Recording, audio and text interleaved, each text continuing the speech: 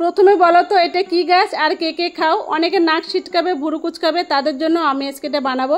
শুধু বানাবো না, তাদেরকে খাওয়াবো। আর একবার খেলে বলবে আর একবার বানিয়ে দিও। আমরা তো এটা প্রচলিত কথায় গিমা বলি। এটাকে ভালো করে বেছে নিলাম, শুধু পাতা আর নরম ডগা, শক্তগুলো বাদ দিয়ে দিলাম। জল পাল্টে পাল্টে কয়েকবার ধুয়ে নিলাম, শুধু একবার দেখালাম, কিন্তু ক্যামেরার পিছনে অনেকবার ধুয়েছি। এবার একটা বড় বাটির মধ্যে গিমাগুলো সব নিয়ে নিলাম। এবার দিয়ে দিলাম চালের গুঁড়ো, কালো জিরা, ধনে জিরা পাউডার, লঙ্কা পাউডার, অল্প সর্ষের দানা, আর একটু পেঁয়াজ কেটে রেখেছিলাম, পেঁয়াজ দিয়ে দিলাম, সামান্য লবণ আর হলুদ।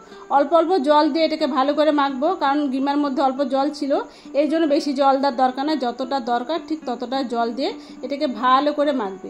প্রয়োজন হলে আর একটু চালের গুঁড়ো দিতে পারো। চালের গুঁড়ো যদি বাড়িতে না থাকে তাহলে বেসন দিয়ে বানিয়ে নিতে পারো। অল্প জল দিয়ে এটাকে ভালো করে মেখে নেব। দেখো ব্যাটারটা ঠিক এই রকম হবে। ততক্ষণে আমি একটা কড়াইয়ে সর্ষের তেল দিলাম। তেলটা গরম হয়ে এলে এগুলোকে আমি একটু চ্যাপটা চ্যাপটা করে বড়াগুলো ভাজবো, তাহলে একটু ভালো মচমচে হবে, খেতেও ভালো হবে।